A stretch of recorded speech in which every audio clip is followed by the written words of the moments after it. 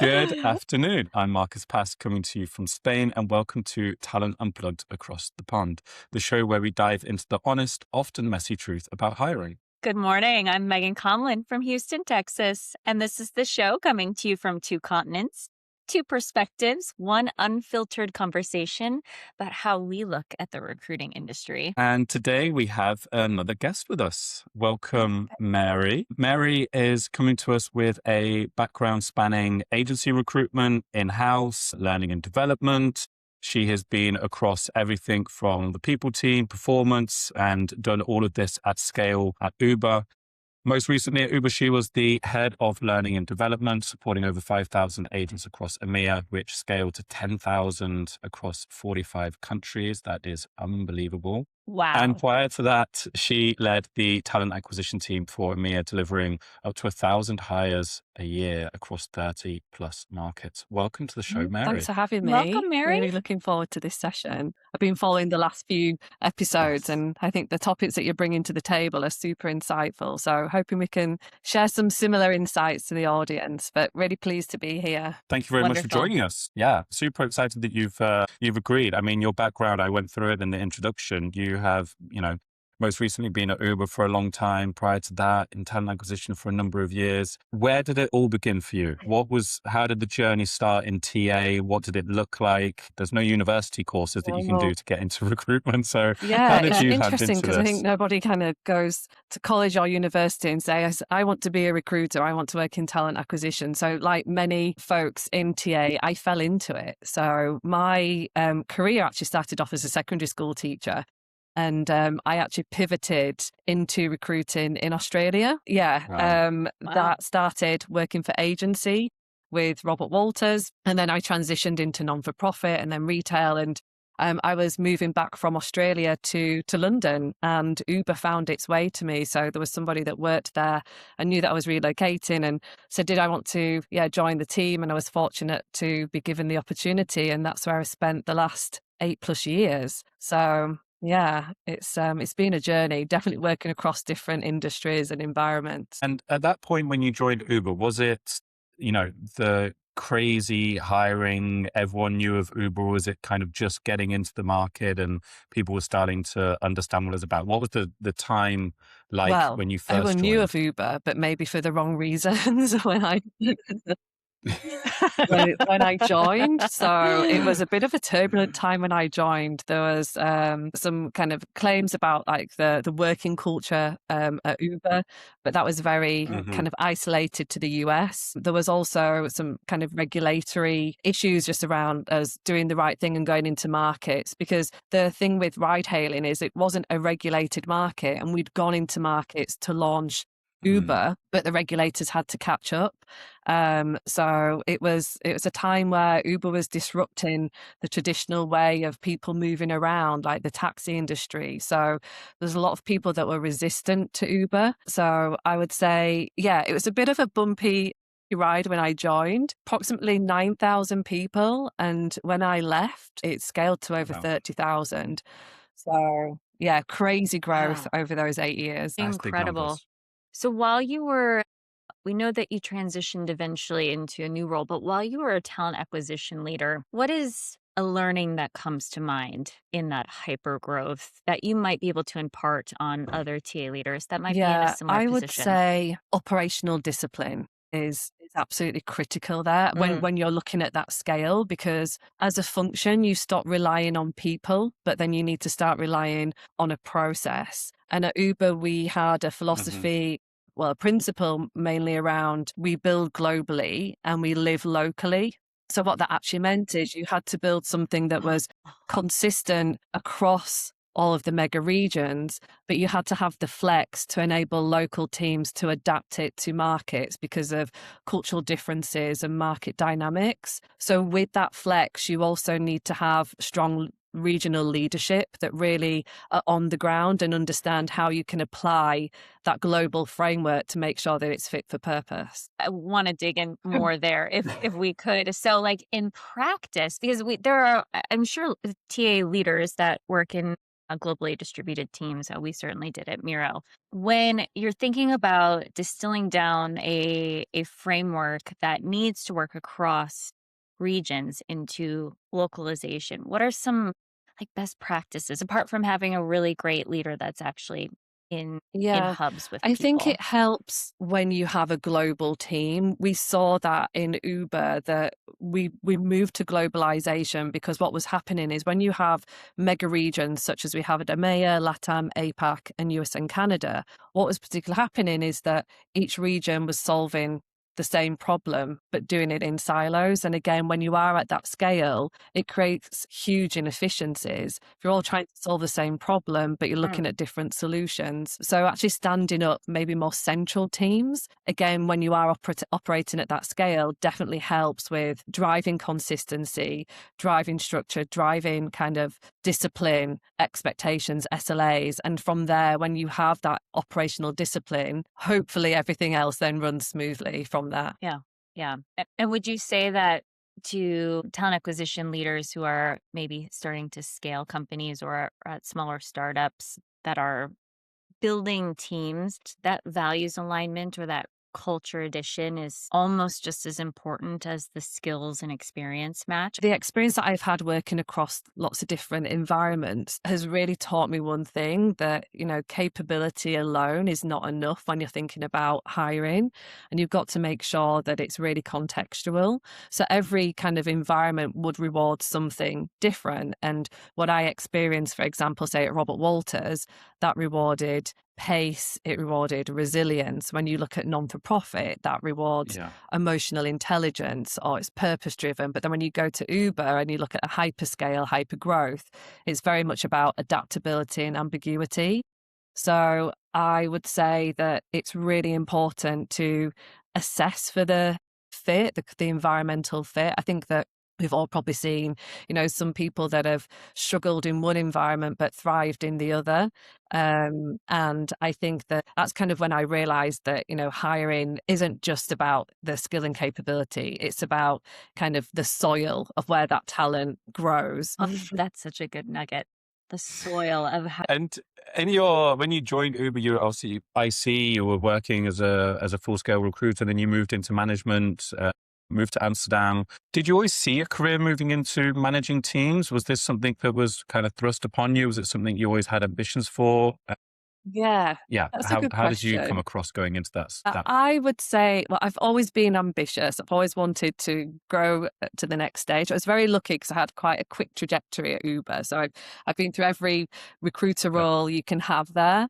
But I think that it's fair to say circumstances also created those opportunities. And when you are in such a fast moving company such as Uber, those opportunities can come around pretty quickly. We did start to see that kind of as the company matured and kind of growth slowed down.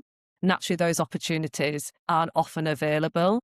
So I think that some people can often see, like, I had a quick trajectory and they also would want a quick trajectory, but timing also did play a really big part in that. And I think, to your point, because there was, instances where I didn't have a choice. I was thrusted straight into leadership. It's definitely been a great learning going into leadership. I've managed teams through quite difficult times over the last 4 years, but it's been an incredible growth chapter for me. Yeah, I always feel like that within scale-ups or hyper-growth, there's so many people that I had it myself and, other people when we were at Miro moved from ICs to senior ICs to managers to head of. And it's like, wow, I did not think this trajectory was going to happen so quickly. And you kind of just agree to say yes and go, sure, let's see what happens. And I'm feeling very much out of my depth right now, but it's a good challenge to have. What's one of the things that you learned quite early on when you made that shift from an IC to a manager? Was there anything that you really remember being a particular challenge or something that was really exciting about making that hardest shift? bit is you go from kind of peer to manager. So, you're working with, your friends essentially. And then the next day you can be managing your friends. And that transition is incredibly tough. I think that's the hardest part of it, especially when you're not necessarily expecting to go into that leadership role.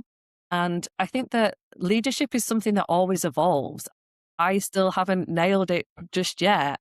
I've spoken with leaders in Uber that have been leaders for over 20 years and they're still learning, because I think whatever environment you go into, there's always a different dynamic. So I think that leadership is a continuous journey, and there's lots of lessons along the way, lots of failures where you're like, I won't do that again. But it's great as long as you take them forward. But I would definitely say going from peer to manager, it's tough. And I've observed that with other people within my team, that also when they've had to step up into those leadership positions, you're having to have difficult conversations, you're having to give feedback, so it changes the dynamic of your relationship. And I think sometimes that's where you have to take a little bit of a step back from some friendships, because it's hard to maintain that balance. So there's a trade-off there, unfortunately. Completely get it. And for you, going into the manager role and shifting across, was it difficult for you to then make the relationship change with your stakeholders, with execs? Like, how did you suddenly then position yourself from being a senior IC to being a manager and getting them to buy into you in a different way? Because it can be quite a tricky thing to do.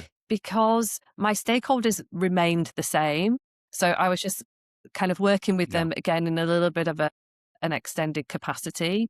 But I would say that before I even stepped into the official leadership role, I would always be demonstrating some of those leadership qualities as well, and was often seen as a thought partner to leadership. So when that official move was kind of made, at Uber, again, when you're going through promotions, you need to get endorsement from those senior leaders.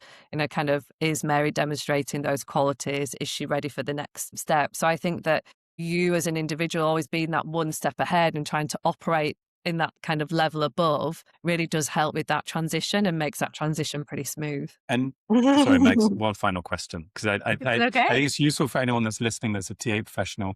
Like, would that be some of the advice that you would give to someone that is a senior IC in TA or as a recruiter that wants to make that pivot across?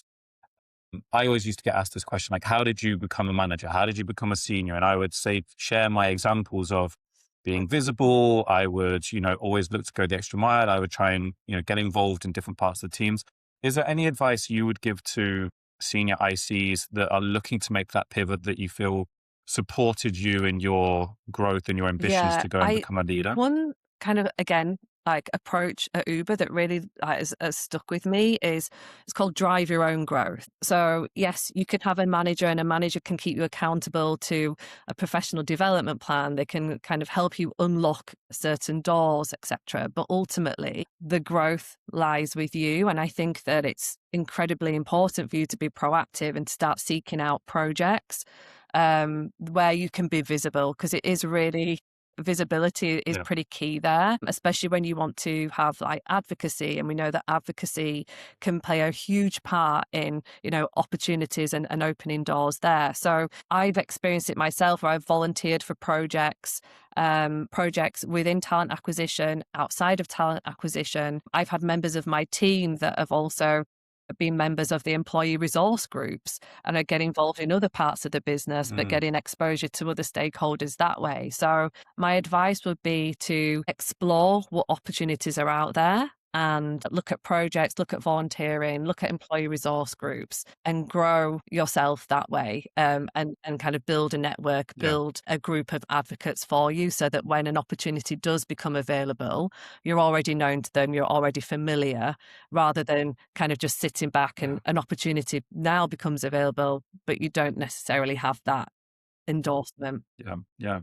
I always saw it as a bit of a game from my side. It was like, there's certain things that you need to do. There's certain people you need to be visible with. There are projects that will get you more visibility and more exposure. And that, if I'm going to be part of that project, then I want to be able to present at the end on it. I want to make sure that I'm getting in front of the right people. I always saw it as this game that I was playing to see whether I was going to get the promotion or not.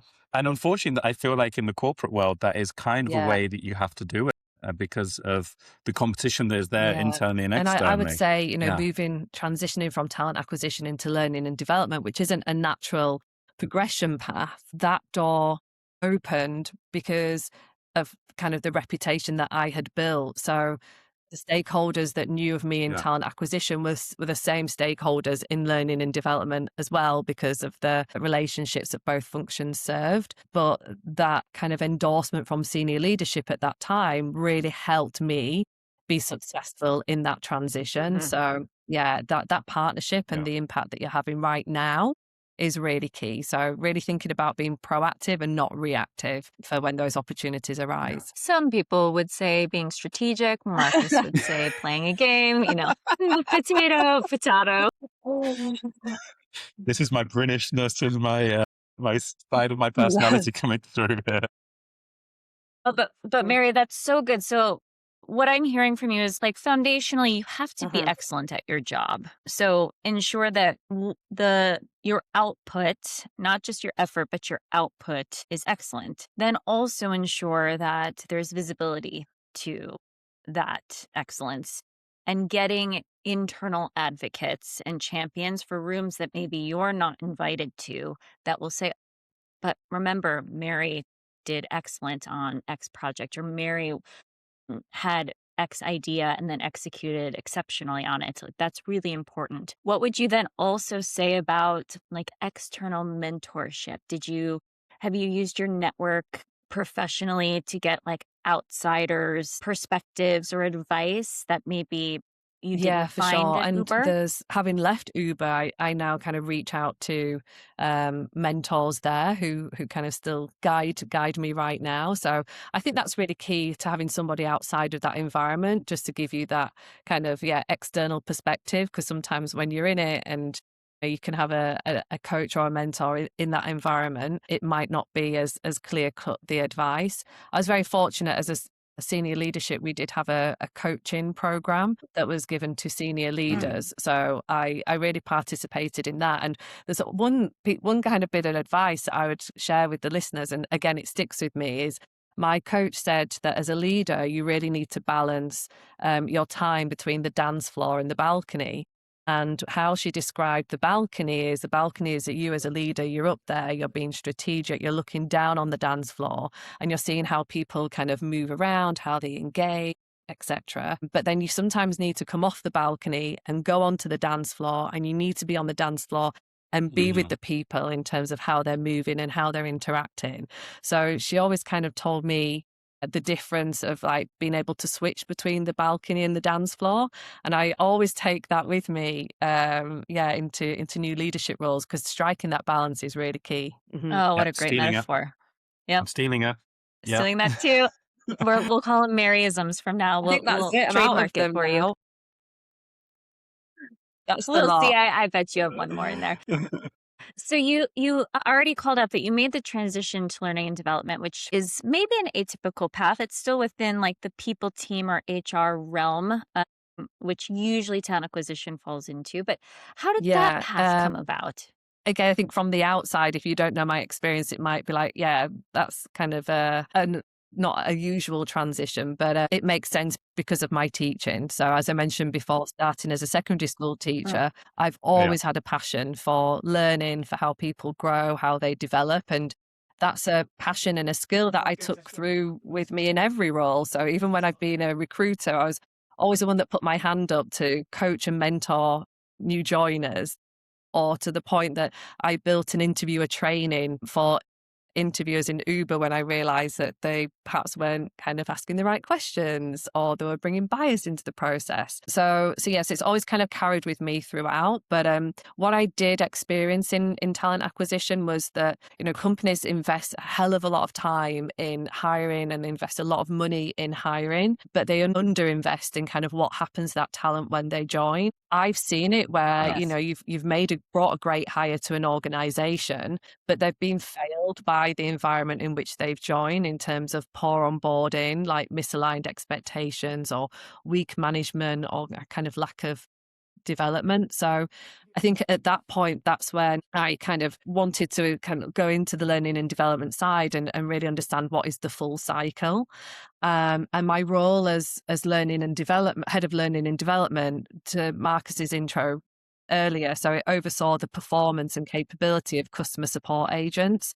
So when you're operating at that scale of around 10,000 across mega regions, that's when you really start to think differently about the work that you're doing. So on a daily basis, we would get training requests that would come through from business functions to upskill, to retrain, to build a new skill. And it was at that point that we would pause and ask and say, is this something that we should train ourselves out of? Or is this something that we could, a skill that we can evolve through a new hire, a new profile? Does that profile exist? And it's at that point where I realized that learning and development and talent acquisition actually are one continuum. And it's incredibly important for them both to be in lockstep to really understand, hiring isn't the finish line, it's actually the starting line. And what you do from that point onwards after you bring somebody into the organization will ultimately determine the success of that individual and of the team and of the company. I love it. And how did you feel going into the role, like initially, like TA, L&D, did you have imposter syndrome? Were you wondering, what is this job in the first 3 months? And just, like, how did you get through those first periods of starting a new role in a company you know very well, but a quite different I was incredibly nervous because all I'd known for the last, 7 years at Uber was talent acquisition. That was my bread and butter. I knew it inside and out. I was incredibly comfortable, but I had to step out my comfort zone. And I was incredibly lucky that I had a great team around me to onboard me and really bring me up to speed. Also, it helps because I knew Uber, and Uber's an incredibly complex business. When you think about, all the different products that we have, the complex matrix org, I'd already had the trust that I'd built with stakeholders. So there were a lot of strong foundations that I had. I just needed to build the subject matter. I also needed to build relationships with the team. My team in learning and development was pretty dispersed. So people were spread across multiple locations. So that involved prioritizing meeting the team, being on the ground, showing up, listening, and really kind of, developing a plan that I felt would kind of solve some of the challenges that they were having. But before kind of putting that plan in place, aligning it with stakeholders to say, does this sound right? Have I got it right?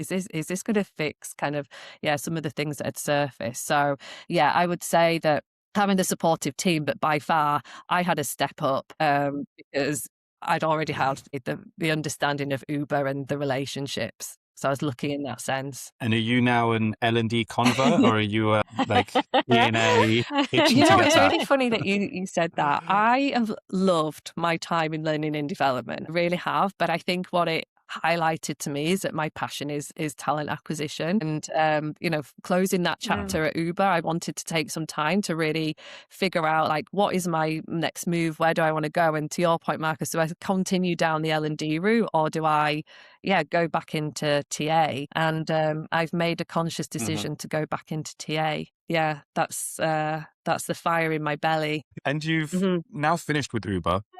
And what's your situation now then? Like, what are you hoping to look for in the market, and how is the market for someone in your profession? How does it feel right now as a candidate going into this AI-driven industries and processes and everything, knowing everything that you've been through as well? I will tell you, it's been a humbling experience being a candidate, being on the other side. And we spoke before around, internal moves and network. Out of the roles that I've applied for, and I've applied for quite a few, I only had one application convert into an interview, just one. All of the other conversations that I've been in have been through my network, have been through, like I put a post on my LinkedIn anyway saying that I'd closed my chapter and kind of what I'm doing. So I had various people reach out to me at that point, which was great. But also if I saw an opportunity in an organization, I didn't apply to the role because of the experience that I'd received. I actually just reached out to people who I already were connected with. Or if I didn't have anybody in that organization, I would find maybe an Uber alumni. And I did that on one occasion where I didn't know the Uber alumni, but I kind of connected and said, hey, I realize that, we're alumni and we work together and you've moved to this company. What's it been like, the transition? Like, I'm really thinking of applying for a role.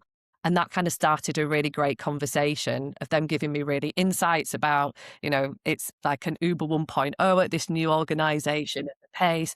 But then also that led to them referring me in to the application. So yeah, there are a few processes that I've been in. And when I reflect, all of them have been through people I know or networking through LinkedIn. So my advice to anybody looking right now, I would start engaging with companies that you aspire to work with, follow the company page, connect with the people, engage in their posts. You don't have to be this thought leader on LinkedIn and, kind of sharing big experiences, but you can engage in those kind of small moments. If you are looking for a role right now and you're like, but I haven't networked, totally fine. Do what I did in the sense of find that connection, but don't reach out and say, hey, I've applied for a role. Will you help me?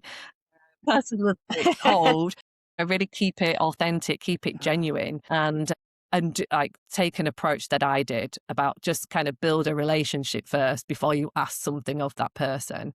So it is really tough. I think AI is making it incredibly easy for people to create a CV and submit an application. So I know that companies and recruiting teams are overwhelmed with volume, and maybe that speaks as to why I've not received a response from certain roles. Either the recruiter hasn't had time to get to the application, or maybe an AI kind of tool is shortlisted, and AI tools are looking at pattern matching. So that's also a little bit of a challenge right now. So that would be my advice. I think this is genuinely where visibility and network is more important than ever. Yeah, and I would say, especially with your level and your experience, a lot of those roles probably don't even go live, some of them, onto a LinkedIn or onto a careers page. They will be through, we're thinking about this, and then they'll be like, I know someone, and then you speak to someone that you connect with before it even gets posted. And like, we've said it, I think, on every episode we've had, like,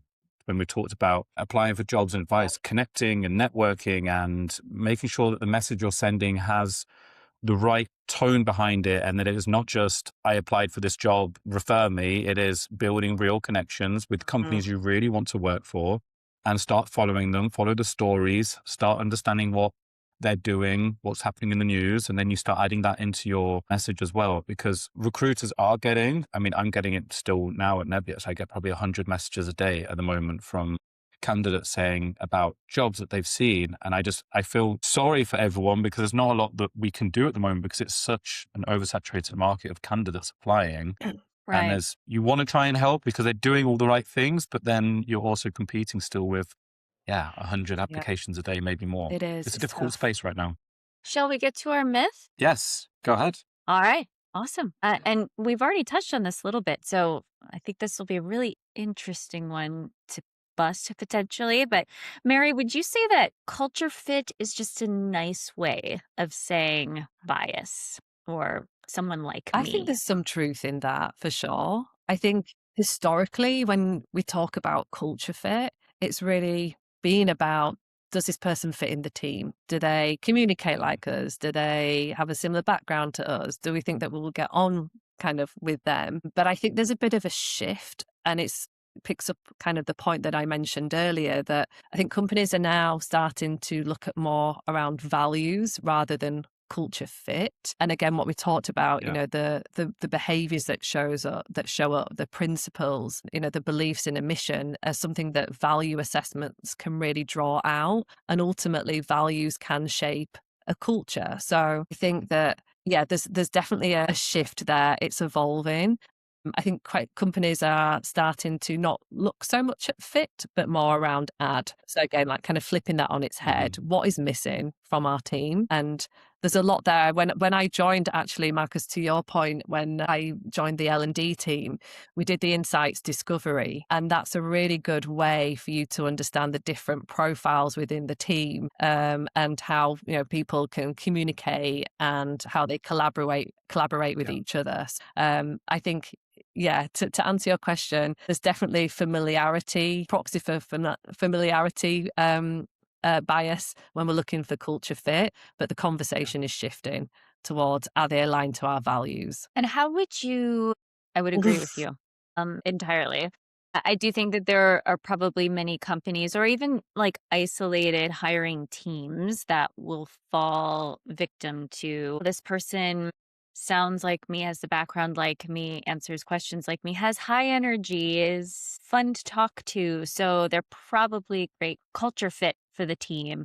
When what they're actually saying is they're going to be great collaborative partners. They are going to sell our product well. They are going to be a team player. Like the actual values alignment that you mentioned. What would be, from a learning and development perspective, and even from a talent acquisition and leadership perspective, what is some advice that you might give to maybe less mature hiring teams about how to hire for value behaviors versus do I just want to have a beer Yeah, with this that's person? good. I would say it really is around the structure that you build on assessing for those values. So at Uber, Yeah. I always reference Uber because I think they did an incredible job at building their values there. Those the ones that kind of stick out to me was, go get it. And that would be really testing pace and ambiguity.